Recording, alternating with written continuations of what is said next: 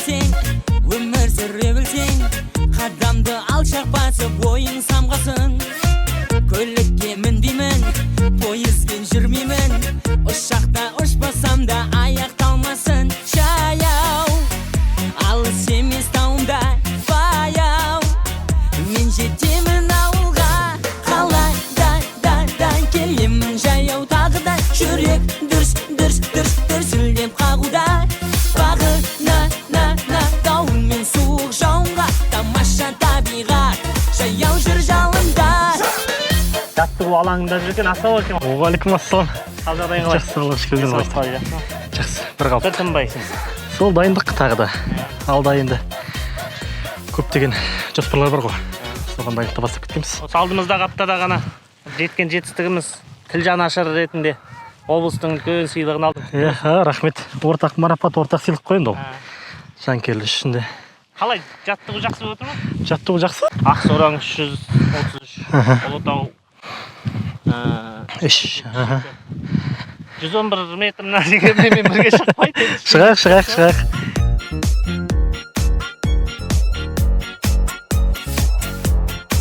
Алла қаласа енді оның жалғастары кете беретін шығар енді. Алматы 1111 деген сияқты. Енді оңтүстікке, батысқа, одан кейін шығыс бар, солтүстік бар. Енді Қасқат әңгімеміздің көбісін науанын осы жаяудан бастайық. Сенің өз қолға алып үлкен бір жақсы бір сәтті жемісін берген деп айтсақ болады. Танымдық, туризмдік жоба ғой. Енді жаяудың өзі іргетасы бала кезде қаланды ғой. Мен өзі Ақсораңның бауырында, Қыздар ауылында өстім, балалық шағым сол жерде өтті. Кейіннен Қараменді би ауылы, Еңбек ауылы, Ақтас ауылы дейміз, сол ауылға көштік. Сол Қыздарайда оқып жүрген кезде, сабақтың үстінде отырған кезде де, терезеден мен сол тауларға қарап отыратын. Ойран тау, Ақсораң, Әулие тау. Сол бала кезден тауға ғашық болдым. Сол бала кездегі арманда сол осы әлемді, жалпы Қазақстанды жаяу араласам деген бір сондай бір мақсат мұрат болды. Бірақ енді ол жүзеге аса ма, аспай ма, ол кезде енді белгісіз болды ғой. Кейіннен жылдар өте келе сәті кеп мені осы биыл жоспарлап екі бағытты бағындырдық енді. Жаяудың шаңы шықпас дегеннің енді сен ол мақалдың күл талқанын шығарған сияқты. Шаң түгілі ауданның жігіттері етіп кетті соңында. Ел шулады, облыстың деңгейінде, республикалық деңгейлерде бүкіл ақпарат құралдары шулады. Жаяудың шаңы қалай шықты? Енді бұның мақсаты да өзі сол бір адамға болсын мотивация беру ғой. Жалпы. Ақымақ бас екі аяққа дамыл бермейді деп айтады ғой. Енді әркім енді ойында шыққаннан кейін айтқанымыз енді сол жаяу жүрмей-ақ мысалы бір атқа немесе бір көлікке мініп алып ең басты назарды жолға жаңағы ауылдық жерлерге салып деген ғой. Жерде енді аяғыңа, денсаулығыңа қатты ешқандай әсер етіп кеткен жоқ па енді? Жоқ, әрине ол енді мысалы негізі жалпы салауатты өмір салты деген өзі денсаулыққа пайдалы болу керек негізі. Енді көбінесе мен алысқа жүргенім, көптеген маған жекеде парақшама жазып жатады хаттар. Қалай болды, қиналдыңыз ба деп мен айтамын енді. Бұны қайталау сіздерге міндетті емес. Жалпы күніне 10 мыңдай шаг жүрсеңіз өзі 6-7 шақырым ғой. Оны енді мен көптеген өзім марафондар, Инстаграм парақшамды ұйымдастырдым. 100-ден 200-ден адам қатысып, кейбір барған жерлерін, жүрген жерлерін көрсетіп, сондай бір мотивация сыйладым енді адамдарға. Мотивацияға толы жігітсің ғой. Соған сыйладық. Кешегі бала күннен басталған көп эфирларда естіп жүрміз енді. Сенің енді шамамыз келгенше айтылмаған қырлары, осы ауылдың төңірегін аралап жүргендегі болған қызықтарыңды айтсаң, Ұлытау жағындағы өзіңе таңсық болған, таңғалған бір керемет қасиеттер болса, енді бірінші елдің жердің деген туризм танымдық жоба болған соң енді туризм жағын айта кетейік біріншіден. Енді біз шыны керек өзіміздің Ұлытау болсын, Қарқаралы болсын, Ақтоғай, жалпы Қарағанды облысының аудандары туризмге сұранып тұрған жерлер ғой. Оның басында өзі Балқаш тұр ар жерде. Бекте отамыз бар дегендей. Бірақ бізде енді сол бір мені өзі бір мәселе қозғап жүреміз ғой, жолда жүрген мәселе, сол жол жоқ бізде. Өзі туризм даму үшін ең алдымен жол керек. Бізде сол жақтар шешілмеген, сервис деп айтады ғой енді. Енді мына Ұлытауға барғанда да, осы Ақтоғай бағытына барған кезде де, осы туризмді насихаттап жүргенде сол бір қарнымызды ашқан дүние сол жол мәселесі. Бір жағынан сенің ұтымды жерің де сол шығар енді. Жол болмағаннан кейін жаяу жүргендер дейші. Солға жаяу жүрдік қой енді. Маған қараш Қарағандының мына жағынан. Мен әлі де сүйсін. Осыдан 3-4 жыл бұрын ғана мына үйлер жоқ еді міне. Жоқ, міне, Үйлер салыныпты кәдімгідей. Мына жерде енді қазір 3-4 жігіт қана жүр ғой. Таңертең көптеген жігіттер жүгіріп жүреді осы жерде. Марафоншылар бар. Жалпы үлкен кісілер де шығып түсіп жүреді. Кешкі уақытта енді мен күндіз айналамын ғой көбінесе. Күндіз аса адам болмайды. Шынымен де төбеге шығып алған кезде адам рухтанып кетеді екен, Енді ракурс өзгереді ғой. Ракурс өзгереді. Төбесінен қарайсың елдің. Иә. Қазақ портретін жасаумен айналысып жатырмын деп едім. Иә, сол қазақ портреті енді мынау өзім жаяу жолға шығып кеткеннен көптеген дүниелер кейінге қалып жатыр. Оның ішінде жаңағы Ән Батылда бар, Ыстық Қайратта, Жусан Иісте, Алматыда, осы жан-жақта басқа да түсірілімдер бізді күтіп тұр. Енді алдағы уақытта болады барлығы деп ойлаймын. Уақыттың еншісінде барлығы. Уақыттың еншісіне салып. Енді мен өзі жобалардың бәрі мақсаты сол адамдарға, достарыма, жан-жақтағы талантты жастарға болсын, кішкене де болсын қолдау білдіру ғой. Қолдау білдіру. Бұл проекттің бәрі қаржыны талап етеді ғой, саған өз кіріс көзі қайдан келеді? Енді қаржы басында енді пандемияға дейін біз Арда Медиа Групп, енді өздеріңіз білесіздер, көбінесе біз концерт ұйымдастыратынбыз. Енді бір үлкен ақша түспейді. Тапқан жеке табысың ғой енді. Тапқан табысымның сол кішкене мөлшерін сол осы жобаларға салып отырамыз. Бастап кеткен жобалар осы пандемияға дейін басталған жобалар ғой. Оның сыртында өзімде жаңағы бизнеске кішкене ресторан аштым. Енді бизнесші жүрген адамдар түсінеді ғой өзі. Бірінші бір банкротқа да ұшырап аласың арасында, қиындықтар болады ғой. Бұл жобалардың енді өзі бір жылға ғана, бір айға ғана жоспарланған дүниелер емес қой. Бұның артында өзі 2 жылға жоспарланған. Сондықтан да алдағы уақытта әр жобаның өзі түйіні болады. Оның ішінде жаңа Ән Батыл бар, өзің білесің, 500 мың теңге тігіп отырмыз. Оның жаңағы жоқ дегенде бір сол жеңімпазына бір 2 ән жазып берсек те сол. Мынау Қарағанды деген үлкен жатқан бір кеңістік қала, білесің Асқар. Жалпағынан жатыр ғой. Жалпағынан жатқан бір салмақты қала өте. Қарағанды қаласы қаңғыбастың деген. Қарағанды қаласы қаңғыбастың деп ағаларымыз айтып өткен осы. Асқат, мен саған айтайын дегенім осы Қарағандыда продюсерлік орталықтар, Қарағандыда біз Алматыға, Астанаға баратын студиялар, біз сияқты, сен сияқты продюсерлар отыратын орталық қашан ашылады, қашан жасаймыз? Енді бұл енді Қарағанды артында тұр ғой, орталық деп. Орталық болғаннан кейін осы жердегі көптеген үйлер осы орталықта болу керек негізі. Оның үстіне мынау Астана жап-жақын тиіп тұр. Алматымызда енді Балқаштан әрі қарай көптеген жастар барып жатады Алматыға да. Енді одан кейін Шымкент үлкен мегаполис. Одан кейін осы Қарағанды қаласында да үлкен жаңағыдай продюсерлік орталықтар ашып, шоу бизнес болсын, басқа да салаларды дамытуға болады негізі. Ол үшін негізі бірлік керек. Студия деп атқанымыздың өзі енді үлкен ол завод, үлкен кен орны сияқты, ол жерден өнер шығады, мысалы ән шығады, әншілер записін жазады, осыны бір орталыққа әкеліп, орталықтандырып, сіз бар, біз бар, барлығымыз қосылып жасайтын бір уақыт келген сыңайлы. Әрине, ол үшін енді жастар бірігу керек менің ойымша. Өйткені мынау Қарағандының жастардың барлығы мен ойлаймын талантты деп ойлаймын. Қандай халықаралық жарыстар болмасын, өзіміздің Қазақстанда осы бәсекесі болсын, кез келген жарыста осы Қарағандының ұл-қыздары алдыңғы орында жүреді. Талант жастар көп, тек соларға қолдау білдіру керек. Бұл енді қолдау білдіру осы біздің бизнесте жүрген ағаларымыз бар. Солардың құлағына да алтын сырға болсын. Әрқашан қолдап жүрсе.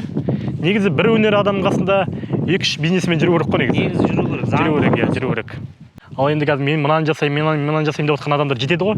Идеалды, мынандай идеям бар, бүйту керек, сөйту керек деп атқан. Қарағандыда қанша халық тұрады, сонша идея бар. Ол үшін енді ондай азаматтардың алдына бару үшін де осы мен жасап жатқан жобаларды кішкене негізін жасап, каркас дейді, жасап, соны барып көрсету керек. Киімнің өзі, осы ұлттық өнім өзіміздің облысымыздан шығып жатқан. Абай фабрикасынан шыққан. Абай тігін фабрикасы. Тігін фабрикасы, осының жарнамасын жасап жүрсің. Енді бұл Абай тігін фабрикасы енді бұл баяғыдан келе жатыр негізі. Мен өткенде Фейсбукқа да жаздым. Өзімде бардым, директормен танысып, сол кезде осы үстіндегі спортивканы сол жерде 10 000 теңге сатып алып, өзімнің қолдауым болсын деп, одан кейін де жаңағы жарнама жағына атсалысып жатырмыз. Енді қандай брендтер киесің? Бренд деп айтқанда енді бренд кимейміз, мынау аяқ киімнің өзі кроссовки маған Жанғали деген ағам берген мотиватор өзі. Мен әрқашан қолдап, жаңағы жүріп жатқан кезде әрқашан звондап бүйт, сөйт, мына жерде былай демалу керек, аяғыңда суға сал, жеткен бетте деп әрқашан қолдап отырады. Сол кісі бұл кроссовкимен осы Германияның Мюнхен қаласында жүгірген. Мюнхен көрген. Иә, Мюнхен мен сол Ұлытаудың арасында жүрді ғой бұл кроссовки. Сосын ол кісіге енді рахметімді айттым. Сіз маған балық емес қармақ бердіңіз. Енді ақшасы берсе де ақшасы бар ол кісінің. Бірақ осындай дүние беріп жатқаның. Бұл дүние негізі кроссовка оның өзіне де ыстық қой. Әрине. Көрдіңіз, ыстық дүниесін осы маған беріп жатқанның өзі мен ол кісіні өте құрметтеймін, сыйлаймын. Өзімнің Мюнхен қаласында жүгірген алғашқы аяқ киім кроссовкамен осыны саған арнайы беріп, біздің жеңіл жүгірген жолымызды берсін. Ол кісінің де өзі бұл марафонға келуінің өзі бір қиын болған. Енді осы егер барысында айта кетейік, мотивация бола берсін жастарға. Ол кісі сол үлкен бір кәсіп бастайды, осы екеуі. Үлкен қаржы салады, миллиондап қаржы салады. Бірақ араға жылдар салған кезде екеуінің арасына адамдар түсіп, екіге бөлініп кетеді екі жігіт. Бірақ ақша салынып қойған бизнеске. Ол жігіт жаңағы досының атында болады барлық бизнес. Соң кейіннен бүкіл бизнесінен айырылып, жаңағы ақшада жоқ қалады ғой енді. Отбасында мәні кете бастайды. Сол кезде ол кісі мектепке жұмысқа тұрып алады. Соң қайтайын десе, барар кезде ғана автобусқа 80 теңгесі бар Астанада. Қайтайын десе ақшасы жоқ. Содан үймен жаңағы жұмыстың арасы 3-4 шақырым екен. Содан жаяу жүрейін деп келе жатады ғой. Сөйтіп келе жатқан кезде жаңбыр жауып кетеді. Содан ағамыз үстіндегі жаңағы киіммен үйге қарай жүгіреді ғой. Бірақ сол үйге жақындап 2 километр емес 3 шақырым жүгірген кезде ол өзін сол кезде сезінеді. Бойындағы жаңағы стресс барлығы кетіп бара жатқан. Үйіне кіреді, тоқтамайды, кіреді. Ештеңе айтпастан әйеліне ескі кроссовкасын киіп алады да қайтадан шығады. Мектепке барады да, қайтадан үйге барады. Сонда сол күні бір 7-8 шақырым жүріп тастаған шығар ағамыз. Сол кезде ол кісі түсінеді, осы жүру деген жалпы өзіндік екен. Қазір енді Құдайға шүкір, осы 5-6 жыл болды ғой. Қазір бизнесі бәрі жақсы ғой ағамыздың. Осы марафон, жалпы жүгіру, жаяу жүру ол кісіге үлкен бір жол ашып берді деуге болады. Қызықты дүниелер деп айтып жатсыз ғой. Кешеде бір 2 жерде айттым, басын айтайын енді.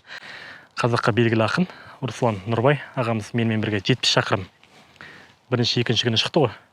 Сол кезде екінші күні таңғы 7-те біз бірінші күні Спасскіге дейін бардық. Таңғы 7-те сол жерден шығып жатқан кезде мен енді ауа райын көрген кезде айттым, бүгін күн ыстық болады. Русеке жеңіл киім шығайық деп. Русекенің өзінің шапаны бар, қажылықтан келген сөмкесі бар, орамал бар баста. Қасында таяғы бар қолында. Қасында енді көрген кісілерге де біртүрлі көрініс болған шығар енді. Сол кісі шапанмен келеді. Асқатқа дейін осы қазақтың даласын диваналар аралатып деуші еді. Сол қасында жүріп сол кісіге айтамын, қазір аға қазір күн көтеріліп келе жатыр қазір. Күн қысиды, кішкене жеңіл киініп алыңыз деп. Мен өйткені шортимен осындай футболкамен жүрдім. Содан ағамыз айтады ғой, Асқатжан, сен бағанадан бері ештеңе байқап келе жатқан жоқсың ба деп. Жоқ аға, ештеңе байқап. Бағанадан бері 1 сағат болды онан бұлт, бір шөкім бұлт төбемізден жаңағы күннен қорғап келе жатыр. Шындығында бір төбеге қарасам, бұлт жаңағы күннің қалқылап тұр. Сол бұлт бізді 4-5 сағат қалқылап жүрді сол күннен. Сондай бір жағдайлар болды. Тамаша алысып қойыпты мына жерге. Тамаша ғой. Анау жаяу жүргенде айтып жүрмін ғой. Серік көкеміздің дала философиясы деген өлең бар ғой. Дала десең жарық етер, ұлылық деген бір өлең. Дала десең жарық етер, сұлулық деген бір өлең. Осы жаңағы жаяудың барысында енді сол ұлылық пен сұлулықтың барлығын көріп келдік қой даладан. Біз білетін Асқат енді елдің барлығына мотивация беріп жүреді. Иә. Сөйткен Асқат мотивацияны өзі қайдан алады? Енді мотивацияны жақсы адамдардан аламыз. Өзіміз балаға кезде мен өз анау итальяндық альпинист бар. Райнхольд Месснер деген кісі. Жалпы өзі әлемде жаңа Эверест бар, К2 деген шыңдар бар ғой. 8000-нан жоғары. Әлемде 14 шың бар, 8000-нан жоғары. Соны ең алғаш бағындырған сол Райнхольд Месснер деген кісі. Қазір 80-ге таяп қалды. Ол кісі туралы кино бар. Ол кісі мен өзім жаңағы неге мотивация аламын ол кісіні, өйткені кейінгі жылдар ол кісі жаяу жүрді. Көптеген шөлдерді басып өтті. Енді ол кісінің енді ол туралы фильм көрсеңіз, енді біраз не жасап тастауға болады. Енді бізде сол кейде бізде де мықты жігіттер, мықты ағаларымыз бар ғой. Сол анау әлемді Гиннестің рекордын 7 рет жаңартқан әлемдегі ең мықты марафоншы Марат Жыланбаев деген ағамыз бар. Сол кісіні кейде насихатта жетіспей жатады сол кісінің. Сол кісілер туралы мықты фильмдер түсірілсе, сіздің Мақсұт деген ағамыз бар. 77 жылғы жігіт қой енді ағамыз оны. Ол жігіт мықтылығы қазақтан шыққан мықты альпинист Мақсұт Жұмаев. Ол да жаңағы Райнхольд Месснер сияқты әлемдегі жаңағы 8000-нан жоғары 14 шыңды бағындырған тұңғыш қазақтың бар. Енді мынау К2 деген шыңды осы бағындыра алмай жүр ғой деймін. 3-4 рет барды. Нәтижесі болып соның кейіннен шығамын деп жүрді ғой деймін.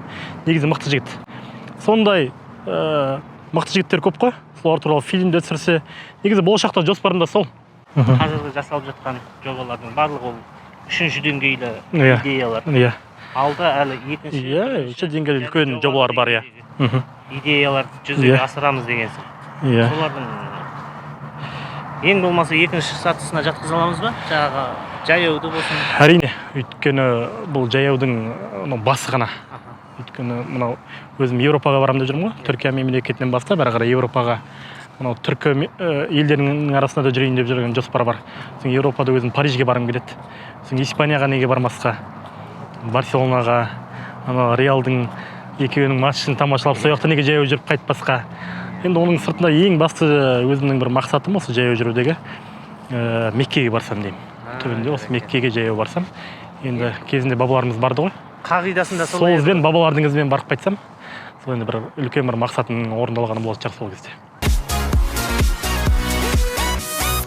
Қаншама идеясы бар, қаншама проектісі бар, күш қайрат бойына жинап алған осыншама Асхаттай маман ешқай салаға қажет емес пе? Сен официально ешқай жерде жұмыс істемейсің.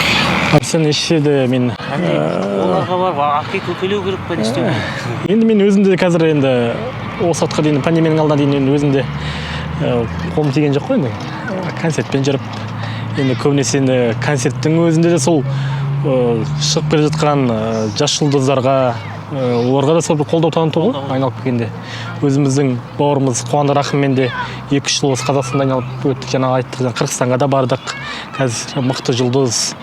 Ол бауырымызға да бір кішкене де болсын септігін тигенім өзім қуанамын. Өте мықты жігіт, талантты жігіт қазақтың. Ауылда енді өткенде бардық осы жаяу жобасының аясында, ауылдағы таланттарды ашу мақсатында біраз таспалап қайттық. Мына Ақтоғай жақта да, осы Жаңаарқа Ұлытау жақында да өте жас, еш өнерген жастарды, оның басы міне қазір осы Ошақтағы өнер колледжіне түсіп жатыр жігіттер. Оларға да алдағы уақытта қолдау танытамыз. Аралап ел көрдім, жер көрдім деп жатсың, ауылдағы қазақтың жағдайы қалай екен, Асхат? Ауылдағы қазақтың жағдайы, енді мен өзім бала кезде 11 сыныпта кеттік қой ауылдан. Сол кездегі жағдай әлі ғой. Мысалы, оның ішінде айтып кеткен кезде мына жол. Мен бала кезімде көрген жолдар сол бет екен. Мен ол жолға қайта-қайта келіп тіреле берді демесін, бірақ енді айтатыны шындық сол. Мынау кейбір жердегі аудан мен ауыл арасындағы жолдар жасалу керек. Ол енді жол дегеннің өзі экономикамыздың күре тамыры ғой. Жол жасалған деген ол халыққа жағдай жасалу ғой. Ең алдымен жол жағдай. Өйткені ол машинасы бұзылады, оның қалтасына қаншама қаржыға үнемделеді ғой, машинасы жол түзу болса айналып келгенде. Туризмді жаңа айналып келіп қайтадан айтамын, дамуына ең бірінші сервис дамыту үшін жол керек. Сосын екінші мәселе ауылдардағы ауыз су мәселесі. Мынау енді біз су мәселесіне өте бір биыл өзі жаңалықтардан барлық фейсбуктан әлеуметтік желілердің бәрінен көріп жатсыздар. Елімізді қуаңшылық жайлатып айтып жатыр ғой. Оны мен сезіп те көріп те келдім, өйткені мен далада таңнан кешке дейін жүргеннен кейін шыны керек мынау жолдардан қарап отырсаңыз мына өзен, мынандай өзен деп жазып тұрады ғой. Былай қарасаңыз су жоқ. Көктемде ғана жиналады кішкене. Үлкен Шерубайымыз бар, басқа да үлкен өзендеріміздің өзі қазір тартылып жатыр ше. Тоқырауыңыз да тартылып жатыр. Барлық өзенде тартылып жатыр. Осы жаққа осындай бір үлкен мемлекеттік бағдарламалар жасалу керек те, қолға алыну керек. Өйткені бұл өте қазір күш салынбаса, болашақта қиын болып кетеді. Сосын тағы бір мәселе, енді былтыр онлайн оқыды ғой балалардың барлығы. Сол кезде мен ауылдағы балалардың қалай оқығанына таң қаламын кейде. Мынау жеңгелеріміздің бәрі мұғалім болып кетті дейді. Мына жақта Қарағандыдан шыққаннан кейін мынау осы Ақтоғайға барғанша дейін шыны керек өзі ұялы телефон, ұялы байланыс, интернет жүйесі өте нашар. Мынау Нұрат алдыңыз болсын, әрі қарай Ақтоғайдың ауылдарында да болсын, шыны керек енді эфир барысында айтып кетуім керек жолда көрген мәселелерімді. Енді оны облысымыздың әкімі, аймақтың басшысы Жеңіс Қасымбек өзінің фейсбук парақшасында жазған оны. Осындай 400-ден астам ауыл болса, соның тең жасында шыны керек қазір ұялы байланыс нашар деп. Сондай мәселелер қолға алыну керек, өйткені енді ауылдағы адамдарға да комфорт болу керек қой. Жалғыздың үні жаяудың шаңы шықпас деп жатқанымызда сол бір адамның қолынан келетін шаруа емес. Әрине, ұжымдық дүние ғой. Ел бар, азаматтар бар. сол кісілер туралы айта кетсең. Осы Алтынтай жомарт арқаның мықты азаматының бірі Бекзат Алтынбеков ағамыз, Руслан Кенжебеков ағамыз спорттың жанашыры, Айдос Ақшонтаев деген ағам бар. Ол жігіт әрқашан мені қолдап отырады. Айтуған Мұқашев деген ағамыз осы Ұлытау барған бағытта маған өте үлкен көмек қолдау танытты. Ол кісі осы отандық өнім саумалмен айналып жүрген кісі, иә, ол кісіні де жеке айтып кетуім керек. Көптеген азаматтар, енді жолда Қайсар деген азамат, Қалқаш деген ағамыз бар, Баққали деген ағамыз бар, жаңарқада Дәурен деген жігіттер бар. Соңын Ұлытау жақта Ахат деген ағамызды ерекше атап өтуім керек. Енді қазір еске де түспей жатыр ғой, көп азаматтар түспей жатқан шығар. Енді барлық маған көмектескен, иә. Айта алмайсың, өйткені бірін ұмытып кетсең, екіншісі енді әлеуметтік желіде де енді рахметімді айтып жатамын, алғысымды айтып жатамын. Маған сол жолдағы әр тамшы суды берген адам маған сол қолдау білдірді деп ойлаймын.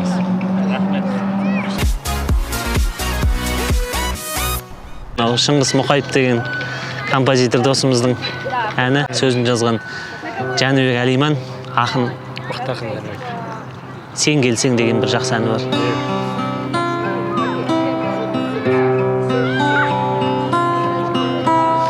Тағатсыз елеңдеумен жолыңды тосар едім, өрекпі білің кеудем әуендерден, күн көріп гүл бейнеңді жасар едім.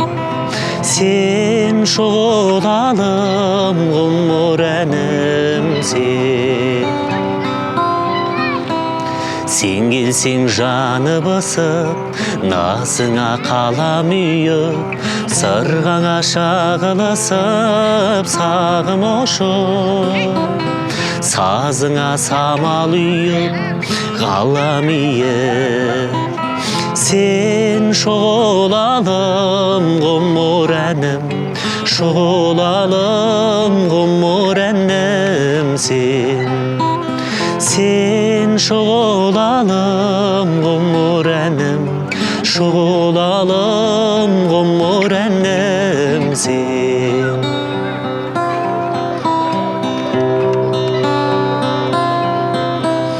Тамылжып таңғылығың, балауса балғын үнің, дел салғып дүниені жан жылуың. Төгілші ән боп еркем мәңгілігім. Сен шұғылалым ғұмыр әнім, шұғылалым ғұмыр әнім сен. Ей сен шұғылалым ғұмыр әнім, шұғылалым ғұмыр әнім сен. Шұғылалым ғұмыр әнім сен.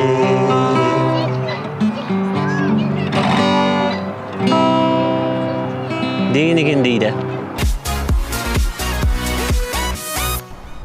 Алашуына төріңнен орын беріңдер, жарақта ұлға, жалынды жастар еріңдер, Асқат Қажытаймен болған мол сұхбатты арқа-жарқа хабарынан тек көріңдер. Жолың болсын, жалын. Рахмет аға. Ахат Құрманситін бауырымын ғой. Мұратжан қалайсың? Бәрі жақсы? Жақсы, білім саласына үлкен тынбай қалмай Мектеп директорым жай. Ержан Көшербаев деген ағамыз бар. Шапалақ ұрып қойын. Арқа-жарқаң несі бір қалжың айту керек қой тұр, енді лимитің бар ондай. ана бір досым болып еді, бір тілек айт деген кезде мен тілек айтуға жоқпын дегенде мен әзіл айтуға жоқпын негізі. Енді осы өзің бар, басқа да осы шығармашылық жастардың үлгі тұтатын ағасы Серік Сағынтай деген ағамызды енді Қарағандыда ғана берісі Қарағанды емес, жалпы әрісі Қазақстан біледі ғой. Ол кісінің прозасы, поэзиясы өзі бір үлкен бір төбе, күйшілігі бір төбе. Әрине. Оның ішінде айтқыштығы бар ғой енді, оны өзіміздің арада жүрген зерттелмеген жанры ғой. Иә, арамызда жүрген жастар, осы ағаларымыз барлығы жақсы біледі ғой. Бір күні Секен екеуміз Астанаға бір ол кезде Қасым журналында қызмет істеймін. Астанада бір шаруамен келе жаттық қалаға. Бірақ қалада бір осы ән жинақ, тағы бір кітап шығарумен айналысып жүргенбіз. Соны жасау керек болды да. сосын жолда келе жатқанда Секең айтты, Аскен қазір бір үй жалдап алып, сол жаңағы жұмыстарымызды бітіртсек деп. Жақсы. Содан тура неге келдік? Вокзалдың алдына келіп таксиден түстік Астанада. Сосын Қарағанды вокзалының алдынан бір жерде ақ шығып, такси керек пе десе, Секең тұрып, жақсы керек дейді ғой. Сонда енді өзінің ұйқас көп әрқашан тапқырлығы бар, ойының ұшқырлығы бар ғой Секеңнің. Қарағанды қалжыңдар көп қой. Қайсы бірін айтайын деші. Ал енді Асқатжан жаңағы айтып отырған Секеңнің өзі біраз болды көрмегелі. Серік ағамызға барып амандасып қайтайық, осы жерде тұрады ғой. Жақсы, амандасып қайтайық. Жақсы бір сұхбат. Рахмет. Ағаларымызбен жалғайық. Рахмет. Арқа жаққаның көрермені көп болсын, иә. Айтсын, әмін. Рахмет.